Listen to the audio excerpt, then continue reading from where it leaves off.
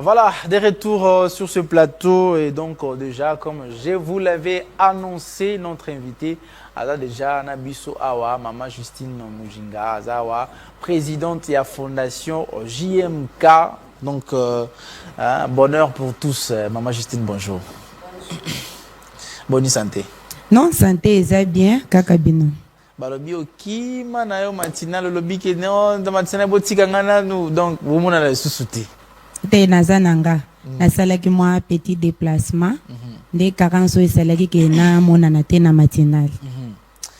Voilà, na yo tozolo bela Richard vous dit ce qui déjà ko affiché thématique nabiso donc le rôle des fondations na ba société nabiso dans nos sociétés. Quels sont le rôle des fondations? Ba fondation ils ont que la makaka bato bazo que la ba fondation objectif nango ezani ni mutu nanga ya liboso yango na Maman Justine.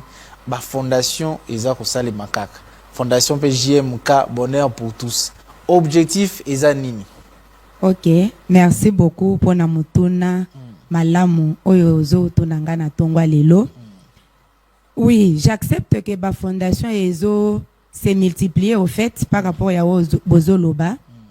C'est pas tout le monde qui a cette intuition. Il y a que ça la fondation. Et ceux qui tozo salango, bisonyo sotoza na ba objectif mon côté. Mais tokoki ko sala ba œuvre o eza le même, mais ba objectif nango eza moi différent.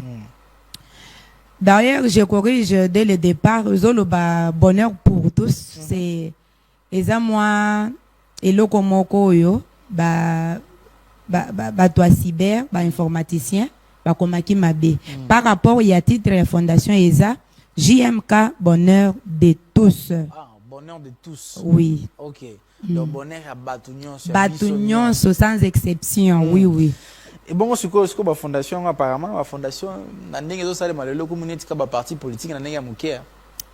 Dans le cadre où yo batu bazo concevoir yango eza bongo mais o ya biso eza parti politique te o ya biso ezo nager na ba social biso tozo sunga parce que tokoki kotika mboka na biso ezo kende boyete ce qui to vandi to lobi ke Félix abongisa président Félix Abongisa, notre gouverneur Daniel Bumba Bongisa, ye moko kokokate. Mais soki nga na telemina libanga nanga, yo telemina oya yo. Bisonyo soto simbani elongo, mboke kokende liboso. Partout na bamboka mususu. Et simbani kaka bongo pour que eke liboso. Mais soki to simbani te, yo vandi na kwen na yo, nga na kwen na nga na zolo ba mboko yo lokola ba mususu bazolo ba ke kokende liboso te. Et kokende liboso te soki yo moko olingi na kokende liboso te. Mais quand tu y as ozana makanisi ya kokende liboso ko sala le nécessaire pour que na yo na mboka bokende liboso. Et donc bokanisi na ndenge bozo sala ba fondation bongonde population pe a se retrouver par rapport à ba action bozo poser. Normalement population a se retrouver dans quel sens? Na ba objectif ya fondation tozana social na social wana tozo pesa pe ba formation na ba jeune fille ba jeune garçon de fois au monde na ba jeune fille ba o ba bota par hasard parce que bango nyonso ba o ba bota sans être marié ba balinga kité peut-être azanga kilipa akie ko senga moi jeune garçon ye pe alobi pona céder l'art nanga il faut to sala boy mbala moko se retrouver na zemi mususu elongwaka te mususu ebota makakaka.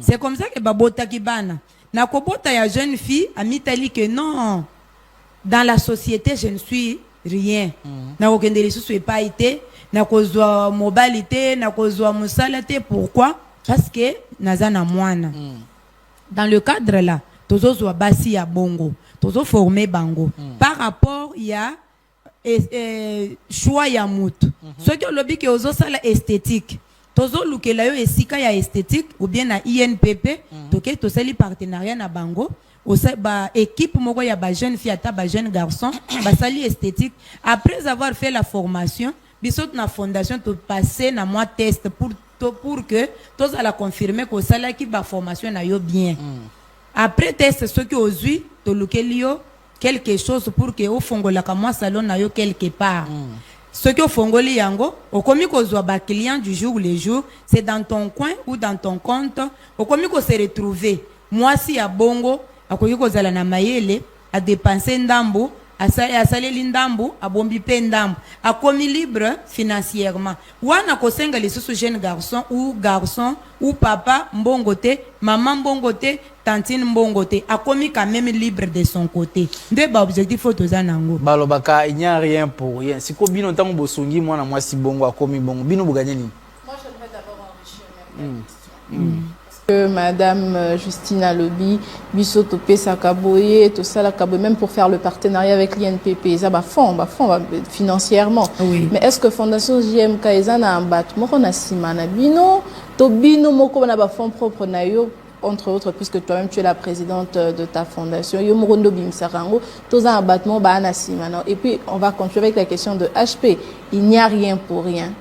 Oui. Intérêt na yo na kati oui, pendant que ça la moto est loco, faut pas toujours s'attendre à quelque chose. La respiration que Dieu nous donne d'abord, on ne paye rien.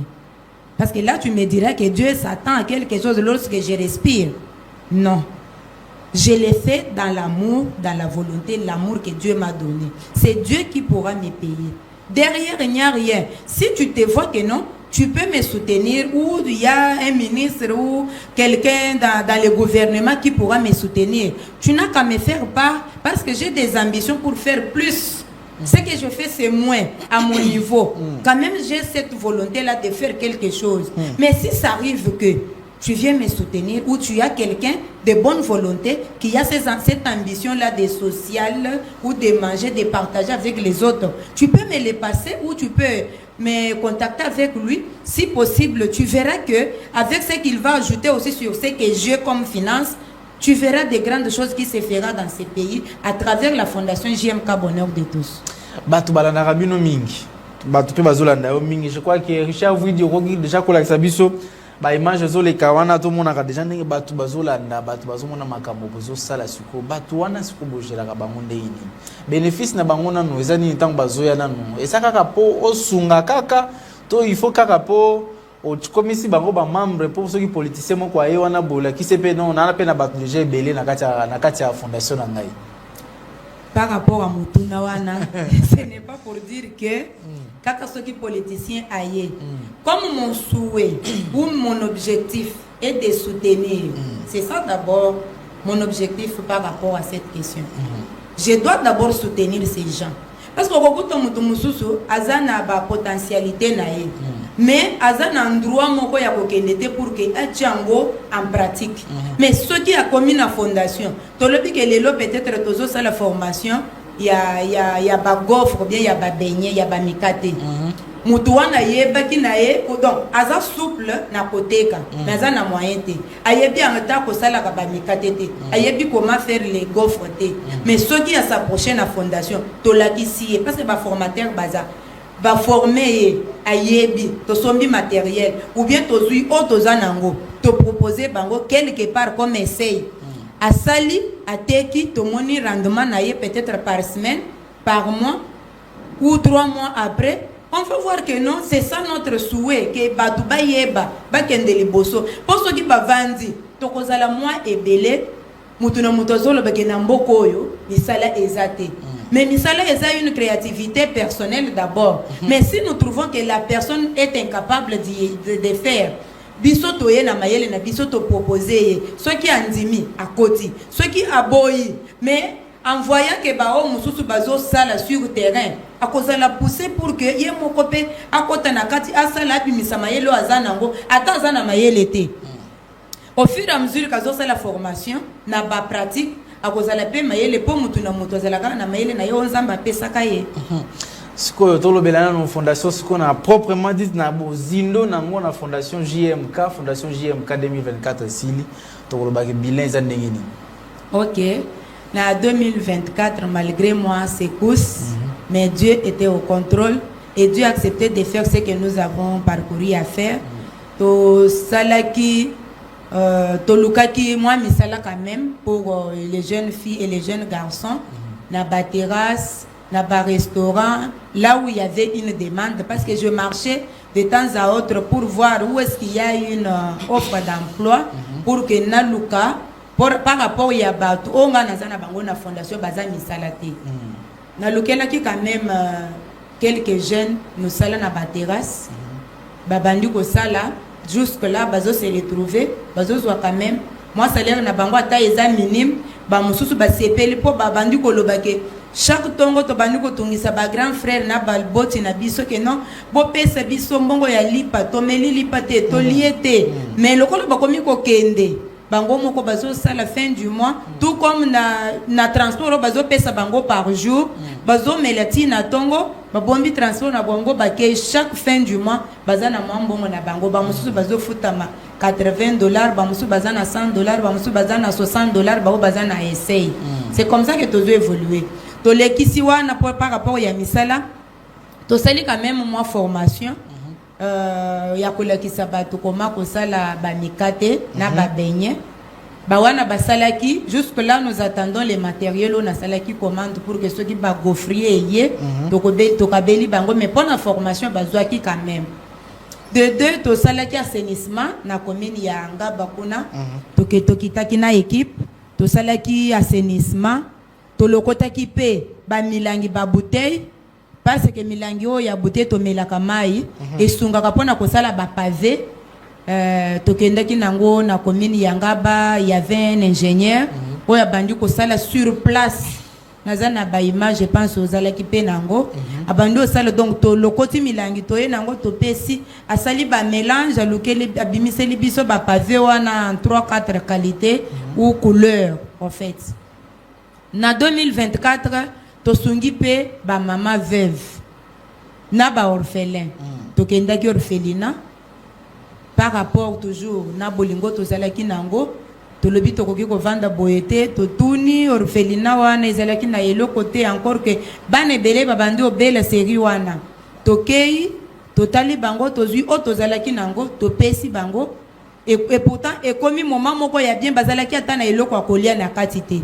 Les rona topesi bango ba sepelaki makasi et puis vers la fin ici to sungi ba mama veuve ba différentes communes to sungi bango na moi quelque chose ya kolia na moi transport na bango pour que ba fêter na bango parce que ba vandi en tant que ba veuve bana mususu baza misika ba mususu pe ba botité par rapport ya ona na yokeli ba mama wana ba mususu baboti te mais bakoli kaka bongo pona kolia eza mwa pasi kaka soki basungi bango soki lisungi wana eza te balanga kapeka bongo soki omoni na ba image wana ba mususu bakondi mingi soki babeteli histoire en tout cas yo moko koyoka ke non à part mama nanga fona sunga pe ba mama mususu ba koko mususu po ba mama ebele na ki vevage na bango bato ebele bazo tuna bango mituna bazolo ba deux fois baza bandoki bino moko ba yobika lokola to taxaka ba mama mikolo tozo bosa na ke biso pe tozo kola kalate to kokoma pe bandoki alobi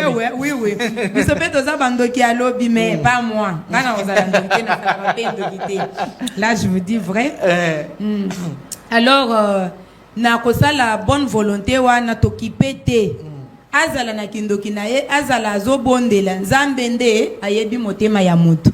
C'est comme ça que tu as qui acte wana pour que ba maman le 30 et le 31 tu as le 30 d'abord tu as qui na Barumbu tu sangisa qui quand même ba maman ya Matete Masina quartier 1 bazala qui nyonso na Barumbu o to salele qui manifestation wana tout comme rassemblement wana tout comme réunion ya kokabela chaque veuve moi quelque chose ya koki kolia pe le 31 et le 31 bien le premier le 31 les sous to kiti na côté ya Lingwala to sangisi ba mama ya Selembao mama ya Ngiringiri mama ya commune ya Kinshasa nao ya Lingwala na ba mama ya Mongafula to lebi que non ata quelques personnes to se rassembler les sous na commune ya Lingwala mutu na mutu wazo quand même oyaye ata ezamuke quand même na moi bonne volonté wana esunga pour que une maman une veuve se retrouve quand même à Longola kolela longola ko mitune bele ya kolobeke nga na botite bana nanga batikinga bana nanga bazan voyage na tikali kaka boye na mbokoyo eloko esimba kate faut quand même batu mususu bazala wana pona ko soutenir ba mama o bazomitala ke baza délaissé baza na soutien te poso ki tolobi ke nyonso totikela kaka chef de l'état président Félix Antoine non ça ne va pas aller c'est comme ça totelemi tolobi ke non fondation eza wana kaka pona o bozo kanisate tolingi to sala makambo différemment na ba fondation mususu ata ba acte to sala ka biso nyonso mais to sala na moi indice moko ezo différencier biso na ba fondation mususu oyo uti koloba na tango na yoki otangi ba commune otangi ba nini na kanisa ta musoko baka moi district mo pa ba keno azo préparer pour la député national na quoi na metano yoki ba commune ebele na bon awa kocha libaya te comme gouverneur a fille de Kinshasa te boye. Alors maman Justine to kelela suka baba to mais moi j'aimerais poser quand même une question. Oui, ajoute la question. On a quand même entendu madame Justine parler des actions, ce qu'elle a pu faire, etc. Mais comme on sait toujours, il n'y a pas des roses sans épines. Quelles sont les difficultés, si on revenait dans le sujet, quelles sont les difficultés auxquelles les fondations en général et en particulier la fondation JMK rencontrent? En tout cas, il y a beaucoup de difficultés. Partout, il y a toujours des difficultés. Par exemple, comme première difficulté, c'est les finances. Si je ne suis pas là, ou si on ne s'élève pas, il n'y a personne qui pourra s'élever pour dire prenez les miettes là.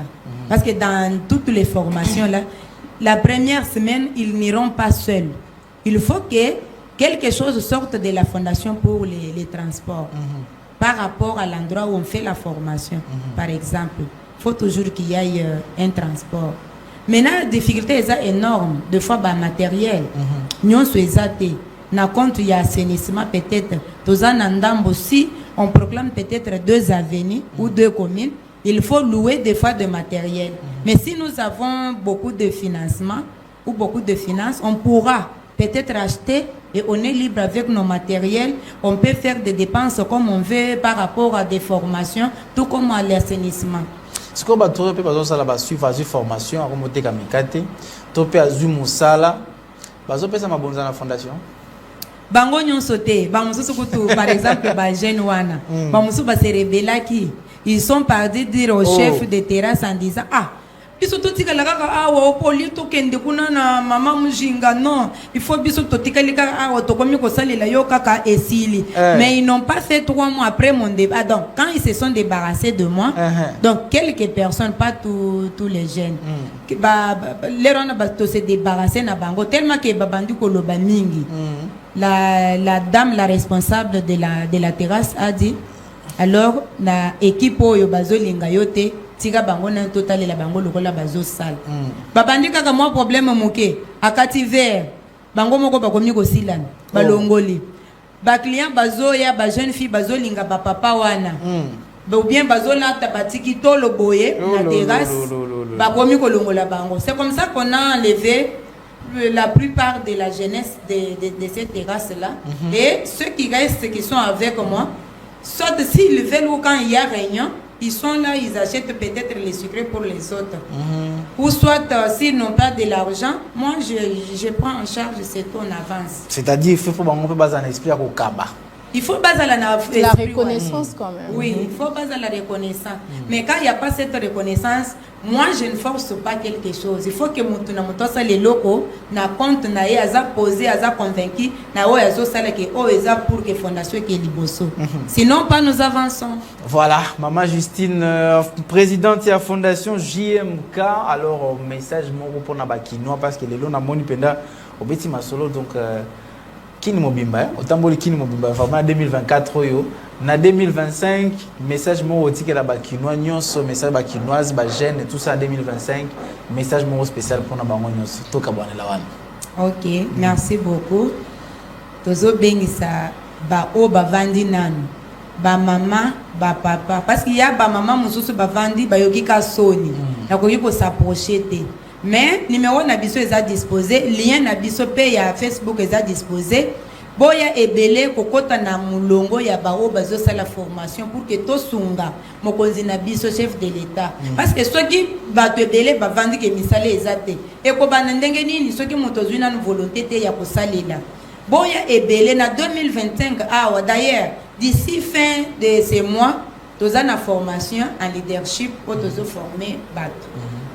Ce qui os a disposé, tu viens, on va te former d'ici fin du mois de janvier. Donc proclamer chaque fin du mois, donc on va faire la mois activité ou 3 mois après on fait une activité pour que to sunga na au fait. biso na ba peuple congolais lokolo utiko loba to comme na ba Kenya lokolo utiko loba to koki po vanda poete il y a plus d'insécurité financière ou alimentaire dans le pays mais ce qui to c'est la formation wana d'ailleurs en venant la formation mayele ya motezo changer quand même voilà et puis ce qui est changé azo linga boule nae aluka moi espace moko akoki ko sala bibla qui s'appelle que non la sala qui formation il faut na bimisa mayelo na zwa ki pe na ba formation yango ba assainissement to ko sala yango ba soutien to ko kende na ba homme de vieillard to ko kende ko tala ba orphelin ba handicapé lokola wana zala ki na mutuka président ya handicapé a benginga lobby maire na moni ba œuvre au sali na ba mama veuve na moni image pourtant na tindela ki yete na yebita moni wapi tozo lukayo na coin na biso kitana no sur terrain osunga pe biso na ebisie je vous relance na utana no esika na zo kende vers 11h je vous rappelle donc azo moni alingi pe akota pourquoi parce que ayebi ba œuvre to sala ke zala kana intérêt derrière te pona koloba o aza politicien eza boye na boyete to sala na bonne volonté ya ko sala ceux qui tozo sala na omuke to zanango c'est-à-dire ata to komi ba politicien oyo to ko zwebele wana donc to ko sala makambo minene na mboka là to ko condamner président te to ko condamner pe gouverneur na biso te mutu na coin na ye akozala bien disposé pour que azala libre financièrement na musala oyo azo sala donc na année oyo 2025 en tout cas fondation eza ouverte na mutu nyonso ozala handicapé ozala veuve ozala orphelin ozala fille mère ozala ta mama oza na mobali na yo po ba mususu baza na mibali mais baza na eloko ko sala te soit mobali azo débrier na compte na ya vandi kaka boye mais il faut atteler ma paix pour que deux bras ezo soutenir ndako pour que ekweya te botele maboya to sala ba formation nzamba kosunga bisika opportunité kozala toko welela te toko benga kaka ke no toza na équipe moko ya basala ki formation dans tel secteur tozui toke topesi bango babandi pe kosala musala ba komi libre c'est un peu ça pour na 2025 otwanango. Merci beaucoup maman Justine Mujinga présidente de la fondation JMK merci. Merci L'équipe de Bané année 2025 qui quoi. Oui. Merci. Voilà, Richard vous dit